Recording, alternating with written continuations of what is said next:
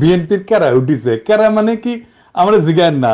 ইলিয়াসের একটা ভিডিও আছে, শাওনের কেরা উঠিছে, আমি দেখি না ভিডিওটা, শুধু থাম্বনেল দেখেছি, তাই কেরা মানে আমি জানি না, কিন্তু কেরা কথাটা খুব পছন্দ হয়েছে। বিএনপির কেরাটা বোঝার জন্য আপনাকে না মেডিকেল সায়েন্স কই, হ্যাঁ আবার ডরায়েন না, ডরায়েন না, সেটা খুব সহজ জিনিস। হাঙ্কারের শরীরে একটা রোগ প্রতিরোধ করার ক্ষমতা আছে, এটার ইংরেজিতে কয় ইমিউনিটি। এই ইমিউনিটি আছে জন্যই আমরা এত দূষিত পরিবেশে দূষিত খাবার খাইয়াও নিত্যদিন রোগে ভুগি না। শরীরে ছোট ছোট যোদ্ধা কোষ আছে, শরীরে জীবাণু বা ভাইরাস ঢুকলে তারা জয় বাংলা করে দেয়। শুধু জীবাণু বা ভাইরাস না, আরেকজনের কিডনি, চোখের কর্নিয়া, আরেকজনের কলজিয়া আমার শরীরে যদি ট্রান্সপ্লান্ট করে ঢুকে দেয় না, করে তো তাই না, কিডনি নষ্ট হলে বই লাগে দেয় না আরেকজনের কিডনি, উনকা তো সেটাও কলে খাইয়া দেয়। ওই যে একজনের কিডনি নষ্ট হলে আরেকজনের কিডনি নিয়ে লেগে দেয় না আরেকজনের শরীরে, এটা কয় ট্রান্সপ্লান্ট আর কি। তো ওই ট্রান্সপ্লান্ট করলে না ওই যোদ্ধা কোষ খাইয়া দেয় কলে, বুঝছাও, ওই যে যেটা ট্রান্সপ্লান্ট করছে যেটা ঢুকাইছে। সেই জন্য ট্রান্সপ্লান্ট করার পরে মেলা ওষুধ খেতে হয় ওই যোদ্ধা কোষগুলোকে থেমে রাখার জন্য, চেপে রাখার জন্য। তো ওই যোদ্ধা কোষের কেরা হইলে নিজের শরীরের উপরে নিজেই ঝেপে পড়ে। তার মানে শরীরের এই চামড়া মনে হয় তার নিজের চামড়া না, এটা অন্যের চামড়া, ব্যাস তাহলে শেষ, শরীরে সোরেসিস হবে। এটা ছবি দেখে দেন, দেখেছেন কি বিচ্ছিরি অবস্থা। এটা করলে কোনো শ্বাসের রোগ না, ওই যে কেরা হয়েছে বুঝছাও, রিউমাটয়েড আর্থ্রাইটিস মানে বাতের মতো আর কি। তো এটাও কেরা, হাত হুত বেঁকে বুকে যায়, ব্যথা তো আছেই, ছবি দেখান এডিটর সাহেব। তারপরে টাইপ 1 ডায়াবেটিস, ডায়াবেটিস কলে দুই ধরনের, টাইপ 1 আর টাইপ 2। তো টাইপ 1 মানে যেটা জন্ম থেকে হয়, তো ছোটবেলাতে হয়, এটাও কলে ওই কেরা রোগ, বুঝেছেন। তো এটা ডাক্তারি ভাষায় কয় অটো ইমিউন ডিজিজ। আমি যদি ডাক্তারি বই লিখলামিনি তাহলে এই রোগ রে লিখলামিনি, নিজের নিজেই মারে। এত খারাপ কথা কেঁকে করে লেখা যায়, তাই কেরা রোগ লিখলামিনি, কেরা ইনকা কেরা হয়েছে বিএনপি। ওই নিজের দলের ইতিহাস, ঐতিহ্য, অবদান, এমনকি জিয়া খালেদার সিলসিলার বিরুদ্ধে দাঁড়াইছে। কেমনে দাঁড়াইছে আসেন দেখি। জিয়াউর রহমান বাংলাদেশের রাজনীতিতে কয়েকটা বেসিক মৌলিক কন্ট্রিবিউশন আছে, অবদান আছে। কি কি? 1 নাম্বার, তিনি বাকশালী শাসন থেকে গণতান্ত্রিক ব্যবস্থা উত্তরণ ঘটাইছিলেন। এর ইন্টারেস্টিং ব্যাপার হইতেছে যে বাংলাদেশই পৃথিবীর ইতিহাসে প্রথম এবং একমাত্র দেশ যা মার্শাল ল অধ্যাদেশ দিয়ে গণতন্ত্রের উত্তরণ ঘটেছিল। আমরা এই প্রসঙ্গে পরে আসবো, কারণ বিএনপির কর্মীদের জানা উচিত যে তাদের নেতারা দলের আদর্শ, নীতি, উদ্দেশ্যের সাথে কি বিপুল প্রতারণা কইরা দলটারে ধ্বংস করিচ্ছে। 2 নাম্বার, জিয়াই বাংলাদেশের নাগরিকদের প্রথম পলিটিক্যাল আইডেন্টিটি দিচ্ছেন। পলিটিক্যাল আইডেন্টিটি খুব গুরুত্বপূর্ণ একটা জাতির জন্য, একটা দেশের জন্য, রাজনৈতিক জনগোষ্ঠী হিসেবে গড়ে ওঠার জন্য। আমার জনগণ কোথায় ভারতীয় জনগণের চাইতে আলাদা, আমরা কিভাবে পশ্চিমবঙ্গের বাংলাভাষী বাঙালির চাইতে আলাদা, এইটা 72-এর সংবিধানে ছিল না। এটা জিয়ার খুবই মৌলিক কন্ট্রিবিউশন। 72-এর সংবিধানে আমরা বাঙালি জাতি, বাংলাদেশের সকল নাগরিকের জাতিসত্তা বাঙালি। আমরা কি সবাই বাঙালি? ইন্ডিয়া মুক্তিযুদ্ধের সময় পোস্টার করে দিছিল যে বাংলার হিন্দু, বাংলার বৌদ্ধ, বাংলার খ্রিস্টান, বাংলার মুসলমান, আমরা সবাই বাঙালি না। আমরা সবাই বাঙালি না।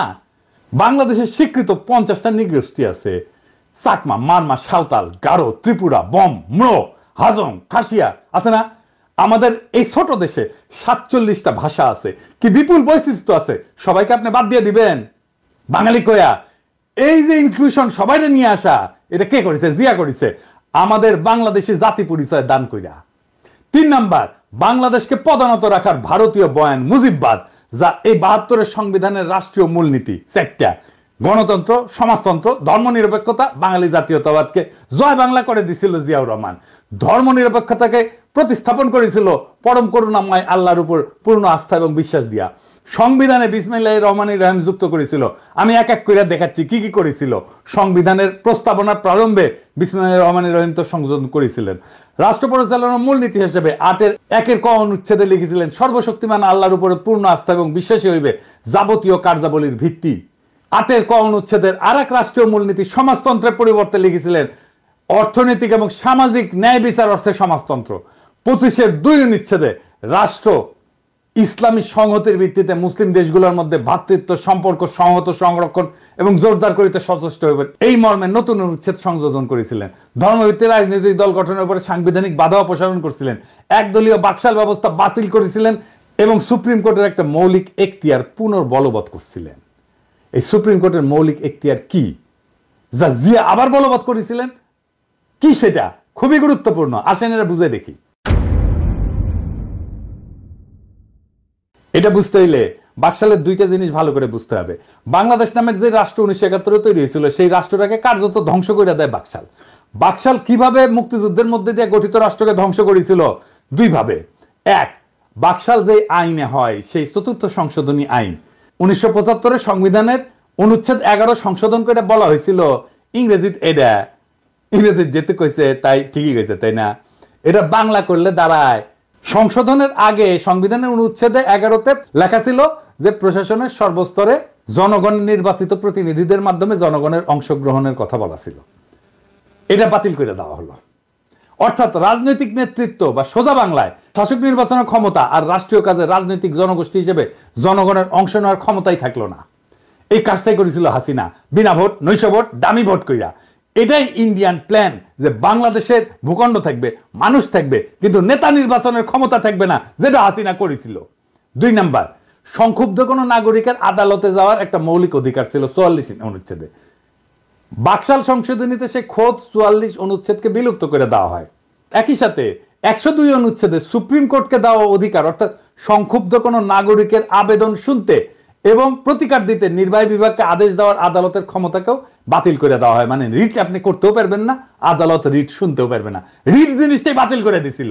সোজা কথায় চতুর্থ সংশোধনী আইন রাষ্ট্রের নাগরিকের সংক্ষুব্ধ হওয়ার মৌলিক অধিকার রদ করে দিছিল। এটা জিয়া পুনরায় বলবৎ করছিলেন।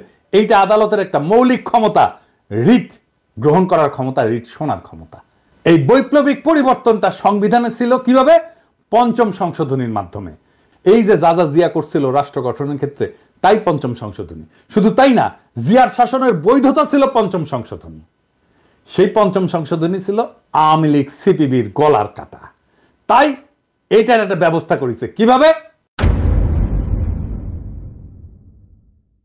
এটা বাদ দিতে পারলেই অবিকৃত বাকশাল ফিরে আসে।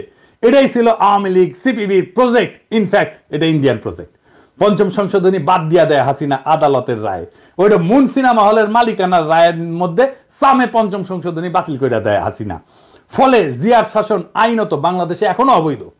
বিএনপি যদি জিয়ার সংবিধান চাইতো মানতাম, ওই জিয়ার সংবিধান থাকলে হাসিনার ফ্যাসিস্ট শাসন চালু করতে পারতো না।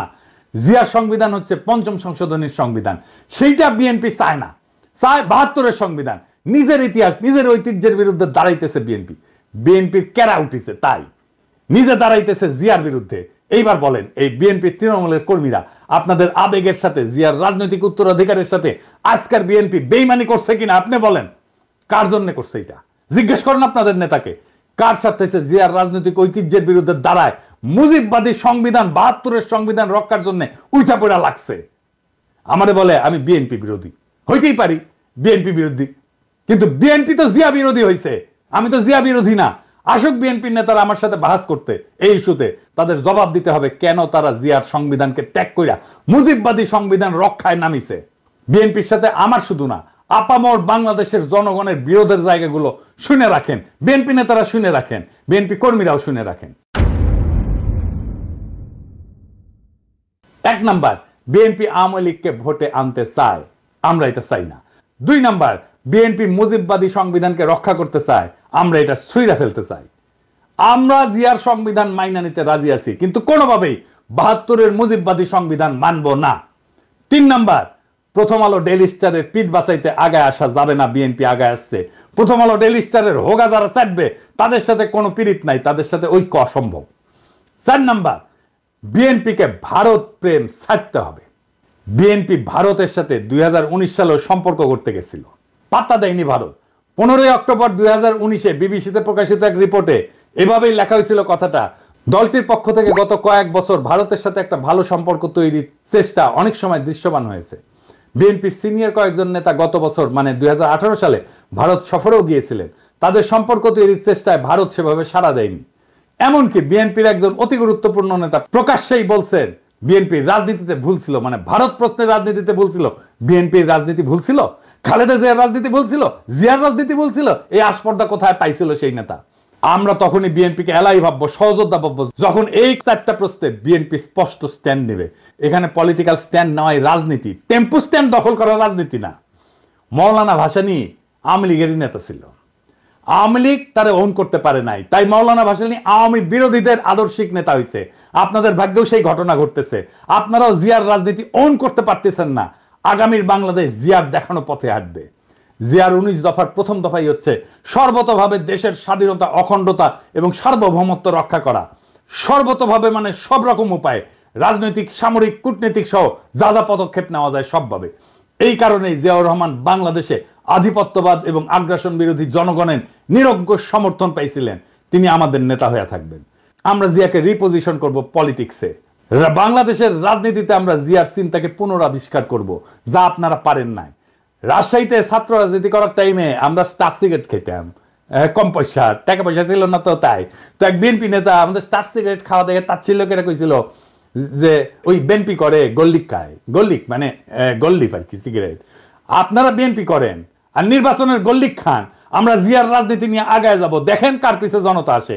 আমি শিওর আপনাদের দলের ত্যাগী এবং তৃণমূলের কর্মীরা দলে দলে আমাদের রাজনীতিকে ঊর্ধ্বে তুলে ধরবে। ওরা জিয়ার রাজনীতি কোনটা সেটা ঠিকই চিনতে পারবে। ওরা গোল্ডিক খাইতে আসে নাই, তারা জিয়ার রাজনীতি করতে আসছে। আপনাদের মুজিববাদী, সংবিধান প্রেমী আর ভারত প্রেমী রাজনীতির ন্যারেটিভ বয়ান বদলাইতে না চাইলে আসেন খেলবো। বয়ান আর ন্যারেটিভ তৈরির মাঠে খেলা হবে। এই কাজটা আমরা ভালো পারি। আর লাইনে আসলে স্বাগতম। ভারতের আগ্রাসন মুক্ত, আওয়ামী বয়ান মুক্ত আগামীর বাংলাদেশ একসাথে গড়ব। চয়েস আপনার। ইনকিলাব জিন্দাবাদ।